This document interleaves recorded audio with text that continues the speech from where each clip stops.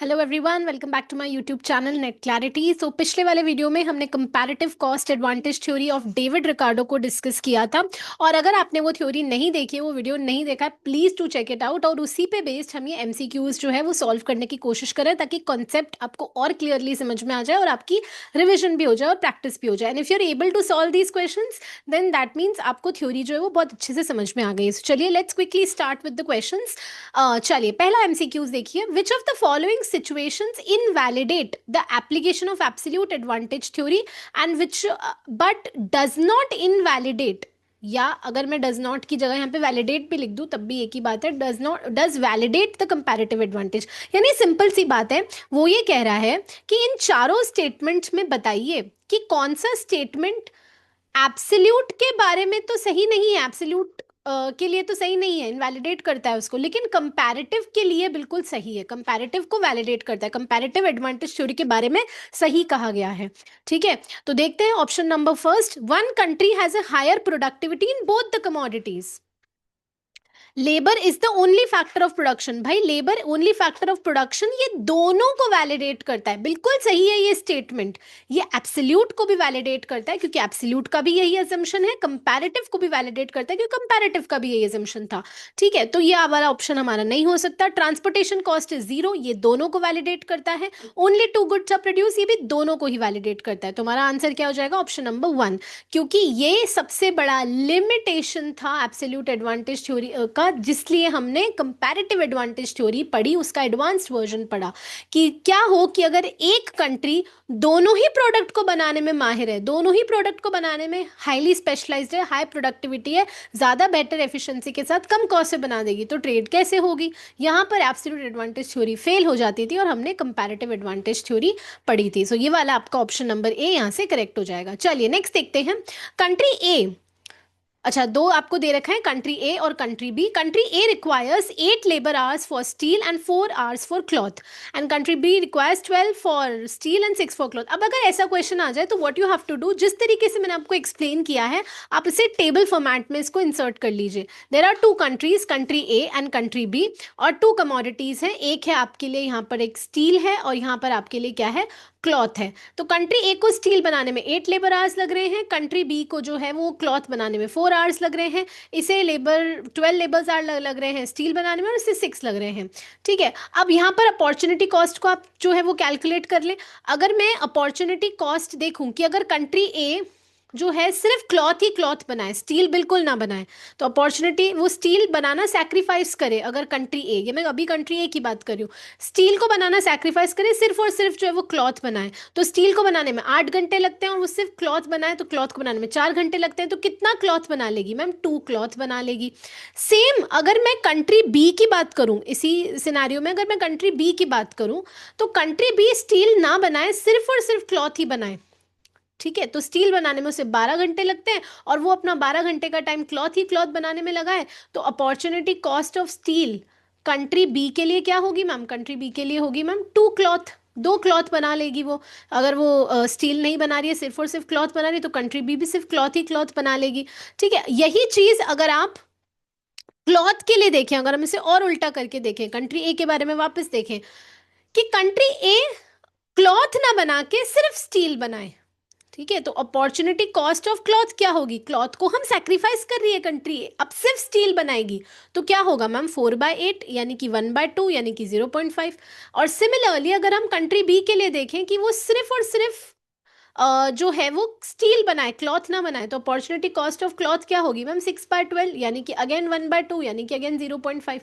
तो यहाँ पर अपॉर्चुनिटी कॉस्ट कंट्री ए की जो है वो स्टील के लिए भी 2 क्लॉथ आ रही है, और अपॉर्चुनिटी कॉस्ट कंट्री बी की स्टील के लिए भी 2 क्लॉथ आ रही है।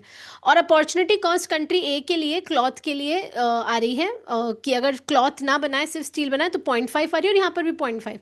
तो यहाँ पे आपको नहीं लग रहा कि 2.5 और 0.5 सब सेम आ रही है अपॉर्चुनिटी कॉस्ट? तो क्या यहाँ पे किसी भी कंट्री को कंपैरेटिव एडवांटेज है क्या मैम? बिल्कुल भी नहीं है सबकी, क्योंकि जो अपॉर्चुनिटी कॉस्ट है वो सेम है। तो यहाँ से आपका हो जाएगा option number C, no comparative advantage exist. चलिए नेक्स्ट क्वेश्चन पर आते हैं। Consider the following statements. Absolute advantage theory fails when one country is more efficient in producing all the goods. Yes ma'am, बिल्कुल बात सही है, तभी तो हमने कंपैरेटिव पढ़ी थी। Comparative advantage theory requires difference in absolute cost. नहीं ma'am, comparative advantage theory requires difference in relative cost. Comparative advantage theory is based on relative cost differences. Yes ma'am, ये बात तो बिल्कुल सही है। तो यहाँ पे स्टेटमेंट फर्स्ट और थर्ड जो है वो बिल्कुल आपका करेक्ट हो जाएगा। Comparative advantage theory comparative cost को कंसिडर करती है, एब्सोल्यूट कॉस्ट को कंसिडर नहीं करती है। तो 1 और 3 आपका यहाँ से करेक्ट आंसर हो जाएगा। चलिए नेक्स्ट देखते हैं। Which of the following is not the characteristics. नहीं है इनमें से कौन सा कैरेक्टरिस्टिक कंपैरेटिव का नहीं है, रिकार्डो की कंपैरेटिव एडवांटेज थ्योरी का नहीं है। ये लेबर वैल्यू पर बेस्ड है। यस बिल्कुल बेस्ड है। स्टैटिक मॉडल है, बिल्कुल एक स्टैटिक मॉडल है। Considers the capital mobility between the countries. क्या कैपिटल मोबाइल थी? क्या लेबर मोबाइल था कंपैरेटिव एडवांटेज थ्योरी में? Specialisation based on opportunity cost. क्या हम अपॉर्चुनिटी कॉस्ट की बात करते थे? यस हम बिल्कुल बात करते थे, क्योंकि उसी से तो डिसाइड होता था कि कौन सी कंट्री क्या प्रोड्यूस करेगी। कैपिटल और लेबर दोनों ही इमोबिल होते थे कंपैरेटिव एडवांटेज थ्योरी में। तो यहाँ से आपका ऑप्शन नंबर हो जाएगा सी। और ये मैंने आपको रिपीट भी करा था, अगर आपने वो वीडियो नहीं देखा है कंपैरेटिव का, प्लीज जाकर देखिए। कैपिटल और लेबर दोनों ही हम अज्यूम करके चलते हैं डेविड रिकार्डो की थ्योरी में कि दोनों ही इमोबिल हैं। इसका मतलब मैं आपको और डिटेल में समझा देती हूँ। अगर यूएसए एक लेबर इंटेंसिव एक कैपिटल इंटेंसिव कंट्री है यूएसए, और बांग्लादेश एक लेबर इंटेंसिव कंट्री है, तो यूएसए से कैपिटल बांग्लादेश नहीं जाएगा और बांग्लादेश से लेबर यूएसए नहीं जाएगा। कैपिटल और लेबर क्या है? बिटवीन द कंट्रीज, कंट्रीज के बीच में इमोबिल है। विद इन द कंट्री तो मोबिल है। कंट्री में बांग्लादेश से किसी सेक्टर में एक लेबर दूसरे सेक्टर में जा सकता है, लेकिन बांग्लादेश से लेबर यूएसए नहीं जा सकता। तो with in the countries labour और कैपिटल दोनों ही इमोबिल है। ये हमने डिस्कस किया था। नहीं देखा वीडियो तो प्लीज उस वीडियो को एक बार जरूर चेकआउट कीजिए। अगर वो वीडियो चेकआउट करेंगे आपसे क्वेश्चन बड़े इजीली सॉल्व हो जाएंगे। Next comes, if a country has an absolute advantage in both the goods but has higher opportunity cost in producing one good, then it should. Absolute advantage यही तो हमने पढ़ा था कंपैरेटिव एडवांटेज में, कि absolute advantage है दोनों goods को बनाने में, लेकिन एक को बनाने में higher opportunity cost, high cost लग रही है। तो उस गुड को क्या करना चाहिए? उस कंट्री को नहीं बनाना चाहिए, क्योंकि अपॉर्चुनिटी कॉस्ट उसमें ज़्यादा लग रही है। उसे उस गुड को बनाना चाहिए जिसमें उसकी अपॉर्चुनिटी कॉस्ट कम लग रही है। So it should specialised in that good with lower opportunity cost. ठीक है, तो यहां से आपका ऑप्शन हो जाएगा ऑप्शन नंबर सी। चलिए नेक्स्ट पर आते हैं। Which of the following assumptions is common to both absolute and comparative advantage theory. दोनों के लिए क्या है? कॉमन है। इसमें से कौन सा अजम्पशन? ठीक है, trade deficit must be eliminated, labour immobility between the countries, ये भी जो है वो बिल्कुल सही है। अगर आपको एब्सोल्यूट एडवांटेज में मैंने बताया था लेबर मोबिल है, लेकिन within the country mobile है। Within the country, between the countries जो है वो लेबर क्या है? इमोबिल है। तो यहाँ से आपका ऑप्शन हो जाएगा ऑप्शन नंबर बी। ठीक है, कभी कभी कंफ्यूज भी कर देता है एनटीए। आप बोलेंगे मैम आपने तो कहा था कि एब्सोल्यूट एडवांटेज थ्योरी में मैम लेबर तो परफेक्ट मोबिल है। तो परफेक्ट मोबिल के साथ अगर आपको पॉइंट याद हो तो मैंने कहा था परफेक्ट मोबिल तो है, लेकिन विद इन द कंट्री है, कंट्री के अंदर मोबिल है। यानी इंडिया के अंदर अगर लेबर को अगर बैंगलोर में काम नहीं मिला तो वो दिल्ली आ जाएगा। विद इन द कंट्री तो मूव कर सकता है, लेकिन बिटवीन द कंट्री नहीं मूव कर सकता। Perfectly mobile between within the country है, लेकिन बिटवीन द कंट्री नहीं है। ठीक है, तो which of the following assumptions is common to both? तो ये वाला जो है वो दोनों में ही क्या है? कॉमन है। अच्छा, ये वाला जो अजम्पशन है trade deficit must be eliminated, ये एक्चुअल में मर्केंटलिज्म थ्योरी का अजम्पशन है। ठीक है, गवर्नमेंट का इंटरवेंशन होना चाहिए, ये एक्चुअल में मर्केंटलिज्म का ही अजम्पशन है। इंक्रीजिंग रिटर्न्स टू स्केल, ये तो है ही नहीं assumption. Constant returns to scale होता है कंपैरेटिव एडवांटेज में। तो यहाँ से आपका आंसर हो जाएगा ऑप्शन नंबर सी। अगर ट्रांसपोर्टेशन कॉस्ट, चलिए नेक्स्ट पे आते हैं। अगर ट्रांसपोर्टेशन कॉस्ट बहुत ज़्यादा है, पहले तो मुझे बताइए ट्रांसपोर्टेशन कॉस्ट को हम कंसिडर करते थे क्या कंपैरेटिव एडवांटेज थ्योरी में? नहीं कंसिडर करते थे। ठीक है, एलिमिनेट, उसको अजम्पशन हम मानते हैं कि ट्रांसपोर्टेशन कॉस्ट एग्जिस्ट ही नहीं करती। लेकिन अगर ट्रांसपोर्टेशन कॉस्ट ट्रेड करने में बहुत ज़्यादा है, तो ट्रेड से गेन होगा या नहीं होगा? सॉरी, या कम होगा ग्रेन? पहले तो मुझे बताइए, किसी कोई कॉस्ट अगर बढ़ती है कोई भी कॉस्ट अगर बढ़ती है तो हमारा रेवेन्यू कम होता है, यस और नो, हमारा प्रॉफिट जो है वो कम होता है। तो पहली बात तो बताइए, गेन बढ़ेगा क्या अगर कॉस्ट बढ़ेगी तो? नहीं मैम, गेन बढ़ेगा तो बिल्कुल नहीं। बिल्कुल, अच्छा अनचेंज रहेगा हमारा गेन? नहीं मैम, अनचेंज भी बिल्कुल नहीं रहेगा, गेन कम होगा, बल्कि गेन रिड्यूस हो जाएगा आपका, इट माइट डिसअपियर। तो यहाँ से आपका आंसर हो जाएगा ऑप्शन नंबर सी। चलिए नेक्स्ट देखते हैं, comparative advantage theory explains the international trade even when one country is absolutely more efficient in producing all the goods. यही तो है, this the definition of comparative advantage theory. तो assertion बिल्कुल ठीक है कि अगर यूएसए वीट और कंप्यूटर्स दोनों ही बड़े ही कम कॉस्ट पर हायर एफिशिएंसी के साथ, बेहतर प्रोडक्टिविटी के साथ बांग्लादेश के कंपैरिजन में बना सकता है, तो बांग्लादेश से ट्रेड क्यों करेगा? पर फिर भी ट्रेड पॉसिबल है, ये हमने डेविड रिकार्डो की थ्योरी में कहा था। इसका रीजन देखते हैं, comparative advantage is based on relative opportunity cost differences. Yes, ये भी बात बिल्कुल सही है। तो both A and R are true and R is the correct explanation of A.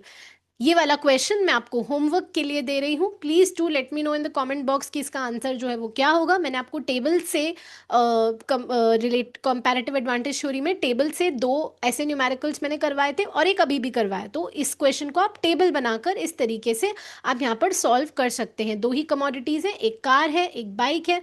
Car को बनाने में 100 लेबर आवर्स लग रहे हैं, यहाँ 50 लग रहे हैं, इधर 120 लग रहे हैं, इधर 40 लग रहे हैं। आप अपॉर्चुनिटी कॉस्ट निकालकर बहुत इजीली इसका आंसर कर सकते हैं। Do let me know the answer in the comment box. Next is which of the following is not an assumption of the Ricardo's model. इनमें से कौन सा अजम्पशन नहीं है? तो फुल एम्प्लॉयमेंट तो उसका अजम्पशन होता है, होमोजीनियस लेबर भी उसका अजम्पशन होता है। ट्रांसपोर्टेशन कॉस्ट एग्जिस्ट करती है? नो मैम, ट्रांसपोर्टेशन कॉस्ट को इग्नोर कर दिया जाता है, डेविड रिकार्डो इग्नोर कर देते हैं। और कॉन्स्टेंट रिटर्न्स टू स्किल, ये इसका अजम्पशन है। तो यहाँ से आपका आंसर हो जाएगा option number C. David Ricardo theory fails to explain the trade between the countries with the identical opportunity cost ratio।